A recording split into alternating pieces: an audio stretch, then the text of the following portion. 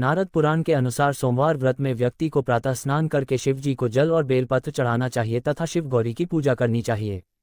शिव पूजन के बाद सोमवार व्रत कथा सुननी चाहिए। इसके बाद केवल एक समय ही भोजन करना चाहिए। साधारण रूप से सोमवार का व्रत दिन के तीसरे तक होता है, मतलब शाम तक रखा जाता है। सोमवार व्रत 3 प्रकार का होता है: प्रति सोमवार व्रत, सौम्य प्रदोष व्रत और 16 सोमवार का व्रत। इन सभी व्रतों के लिए एक ही विधि होती है। सोमवार की व्रत कथा एक समय की बात है। किसी नगर में एक साहूकार रहता था। उसके घर में धन की कोई कमी नहीं थी, लेकिन उसकी कोई संतान नहीं थी। इस कारण वह बहुत दुखी था। पुत्र प्राप्ति के लिए वह प्रत्येक सोमवार व्रत रखता था और पूरी श्रद्धा के साथ शिव मंदिर जाकर भगवान शिव और पार्वती जी की पूजा करता था। उसकी भक्ति देखकर एक दिन मां पार्वती प्रसन्न हो गईं और भगवान शिव से उस साहूकार की मनोकामना पूर्ण करने का आग्रह किया।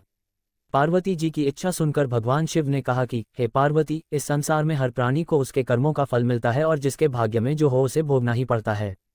लेकिन पार्वती जी ने साहूकार की भक्ति का मान रखने के लिए उसकी मनोकामना पूर्ण करने की इच्छा जताई। माता पार्वती के आग्रह पर शिवजी ने साहूकार को पुत्र प्राप्ति का वरदान तो दिया, लेकिन साथ ही यह भी कहा कि उसके बालक की आयु केवल 12 वर्ष होगी। माता पार्वती और भगवान शिव की बातचीत को साहूकार सुन रहा था। उसे ना तो इस बात की खुशी थी और ना ही दुख। वह पहले की भांति शिवजी की पूजा करता रहा। कुछ समय के बाद साहूकार के घर एक पुत्र का जन्म हुआ। जब वह बालक 11 वर्ष का हुआ तो उसे पढ़ने के लिए काशी भेज दिया गया।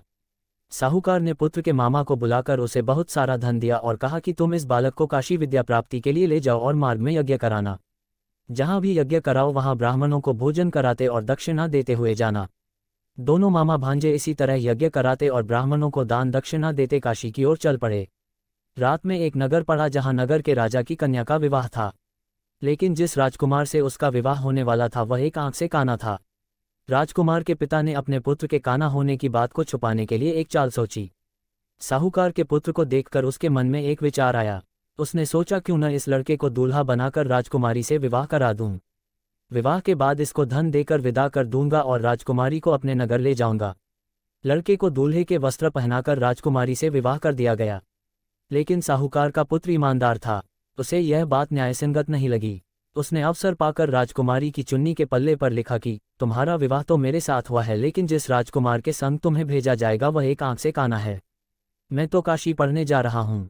जब राजकुमारी ने चुन्नी पर लिखी बातें पढ़ी तो उसने अपने माता पिता को ये बात बताई। राजा ने अपनी पुत्री को विदा नहीं किया, जिससे बारात वापस चली गई।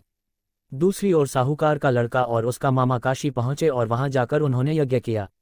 जिस दिन लड़के की आयु 12 साल की हुई उसी दिन यज्ञ रखा गया।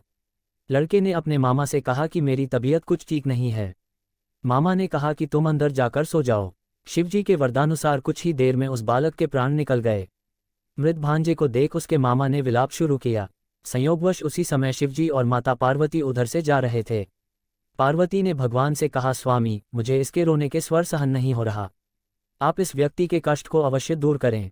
जब शिवजी मृत बालक के समीप गए तो वह बोले कि यह उसी साहूकार का पुत्र है जिसे मैंने 12 वर्ष की आयु का वरदान दिया। अब इसकी आयु पूरी हो चुकी है। लेकिन मातृभाव से विभोर माता पार्वती ने कहा कि हे महादेव, आप इस बालक को और आयु देने की कृपा करें, अन्यथा इसके वियोग में इसके माता पिता भी तड़प तड़प कर मर जाएंगे। माता पार्वती के आग्रह पर भगवान शिव ने उस लड़के को जीवित होने का वरदान दिया। शिवजी की कृपा से वह लड़का जीवित हो गया। शिक्षा समाप्त करके लड़का मामा के साथ अपने नगर की ओर चल दिया। दोनों चलते हुए उसी नगर में पहुंचे जहां उसका विवाह हुआ था। उस नगर में भी उन्होंने यज्ञ का आयोजन किया।